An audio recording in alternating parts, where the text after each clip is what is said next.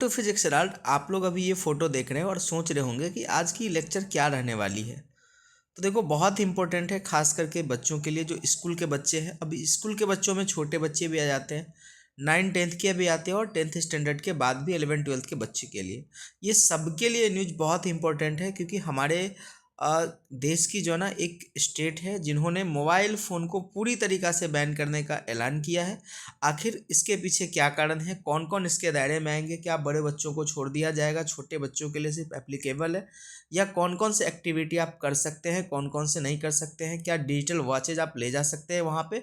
इन सारी चीज़ों को हम यहाँ पे देखेंगे और साथ ही साथ ये भी देखेंगे कि आखिर स्टेट गवर्नमेंट ऐसा क्यों कर रही है, इससे क्या बैड इफ़ेक्ट होने वाली है मोबाइल फ़ोन के इस्तेमाल से। ठीक है, तो हम लोग यहाँ पे एक एक करके चीज़ों को समझते हैं।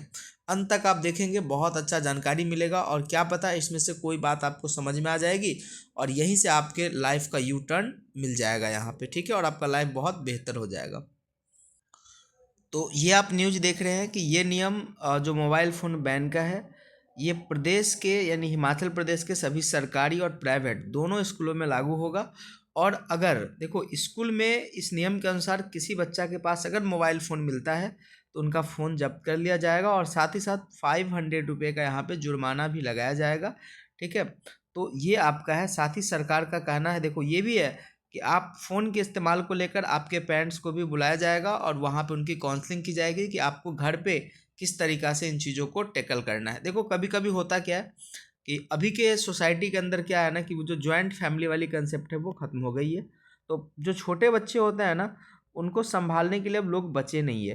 तो अब क्या है कि यहाँ पे हस्बैंड वाइफ शहर में अकेले रह रहे हैं, तो अगर मान लेते हैं कि हस्बैंड क्या है ना काम करने के लिए चले जाते हैं, तो यहाँ पे क्या करना होता है कि वाइफ को यहाँ पे संभालना होता है चीज़ों को। ठीक है, तो अब क्या है कि कई बार बच्चे परेशान करते हैं तो आप उनको मोबाइल फ़ोन देकर आप अपने काम में लग जाते हैं। बट पुराने ज़माने में क्या होता था ना कि जब जॉइंट फैमिली का कंसेप्ट था तो कई लोग होते थे घर में जो बच्चों का एंटरटेन करते थे, तो इस तरह की किसी अदर तरह की एक्टिविटी की समस्या यहाँ पर नहीं बनी रहती। देखते हैं और इन्होंने क्या क्या कहा है और क्या हेल्थ पर क्या इश्यू इनका आने वाला है। देखो अब गवर्नमेंट ने क्या रीज़न दिया है कि इन्होंने कहा है कि देखो अक्सर देखा गया है कि स्कूलों में लंच टाइम के दौरान बच्चे मोबाइल में व्यस्त रहते हैं, जिससे वह पढ़ाई पर ध्यान केंद्रित नहीं कर पाते। देखो इन्होंने आगे क्या कहा है, यहाँ पे इन्होंने आगे कहा कि सरकार केवल नए स्कूल खोलने पर नहीं बल्कि गुणवत्तापूर्ण शिक्षा पर फोकस कर रही है।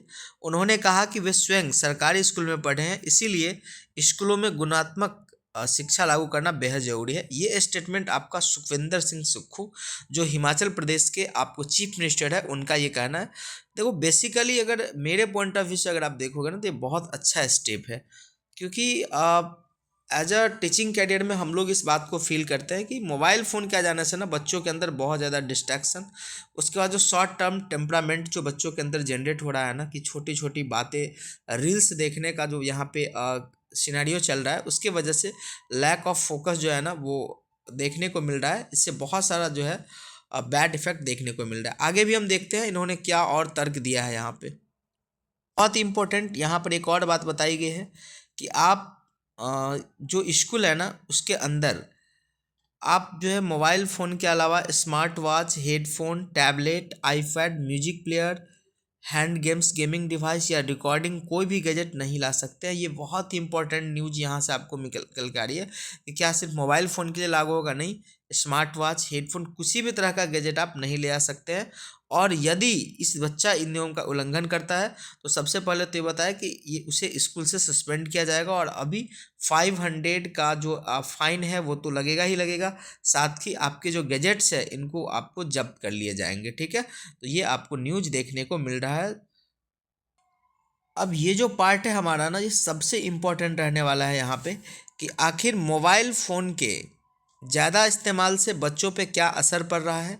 इसको एज अ नॉलेज के तौर पर आप ले सकते हैं यहाँ पे। ठीक है, तो सबसे पहली बात क्या, मोबाइल फ़ोन का अत्यधिक उपयोग बच्चों के शारीरिक, मानसिक और भावनात्मक स्वास्थ्य पर हानिकारक प्रभाव डालता है।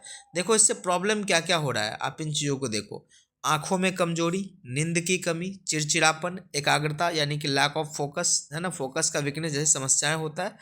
और ज़्यादा स्क्रीन टाइम से बच्चे सामाजिक रूप से अलग थलग भी पढ़ सकते हैं और इससे मानसिक विकास पे असर पड़ता है, यानी कि मानसिक रूप से अपंग भी हो सकता है। तो ये सारी की सारी चीज़ें जो है ना यहाँ पे देखने को मिलती है अगर मोबाइल फ़ोन का ज़्यादा इस्तेमाल हो रहा है। और अभी के समय में क्या ही कहना है मोबाइल फ़ोन के बारे में, ठीक है। थोड़ा सा और देख लेते हैं हम as a knowledge point of view से कि और क्या क्या इनके असर पड़ने वाले हैं।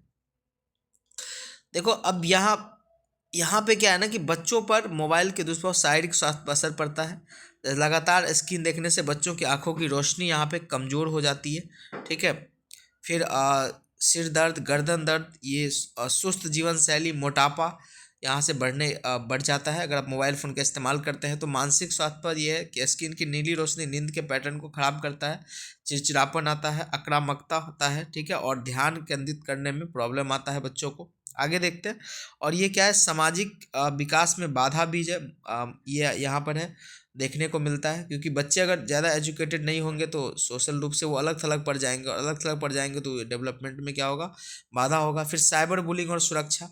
देखो अभी मोबाइल फ़ोन पे जो है बच्चे ना इस तरीक़ा से गेमिंग में उलझे हुए हैं कि वहाँ पर अलग अलग चीज़ें देखने को मिलते हैं। कई बार तो ऐसा न्यूज़ मिलता है कि बच्चे बहुत जैसे लग रहा है कि लड़ाई लड़ रहा है वहाँ पे, ठीक है, अलग अलग टाइप के शब्द का इस्तेमाल करते हैं। तो ये भी यहाँ पे देखने को मिलता है।